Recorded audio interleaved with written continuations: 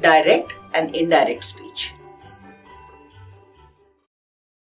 Hello children, in this lesson we learn about direct and indirect speech.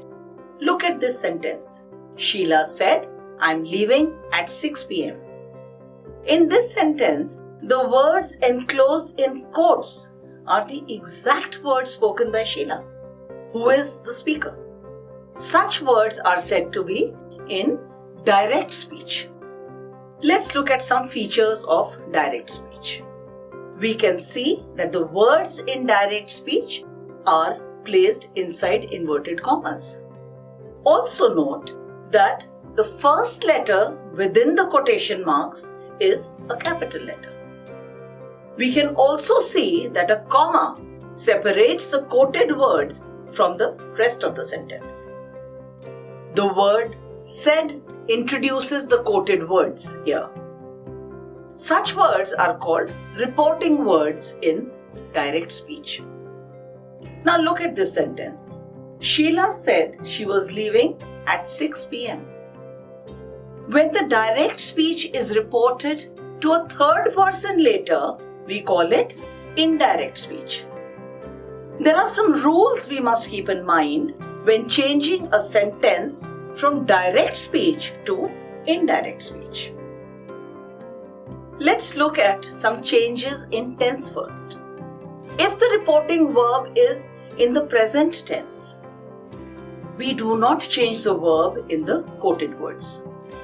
For example, the teacher says, "The English test is on Wednesday." The reporting verb here is says. Since the reporting verb is in the present tense, we must not change the verb within quotes. So the sentence in indirect speech will be, the teacher says that the English test is on Wednesday. If the reporting verb is in the past tense, we must change the verb in the quoted words.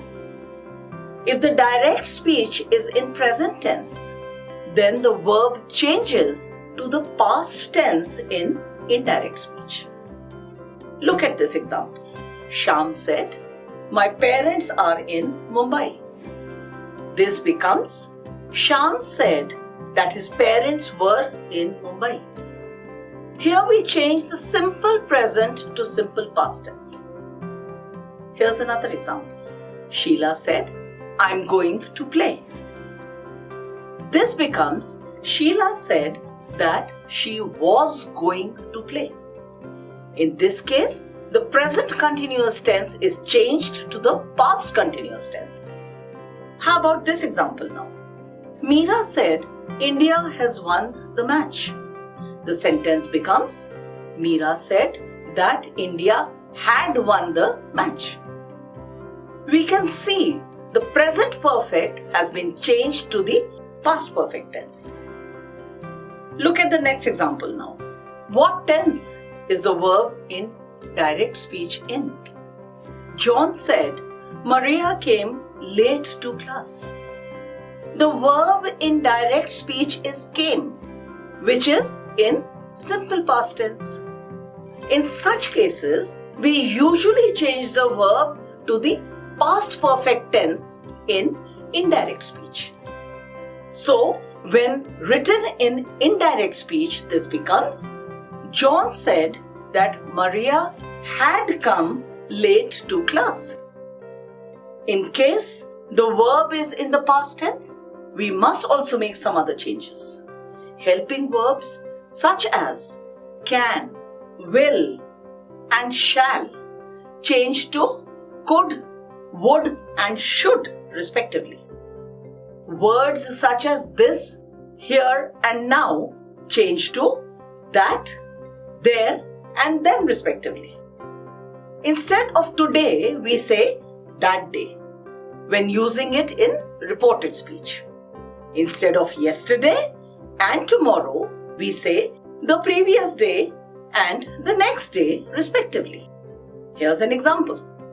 Kishore said, "I will visit my grandfather tomorrow." Kishore said that he would visit his grandfather the next day. Besides verbs, pronouns undergo changes too. How do you think pronouns change when we convert direct speech to indirect speech? When the speaker is in the first person, the pronoun does not change in the indirect speech.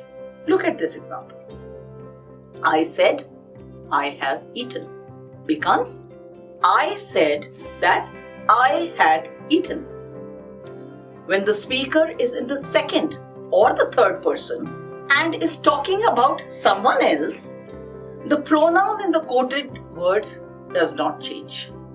For instance, you said he has eaten becomes you said that he had eaten.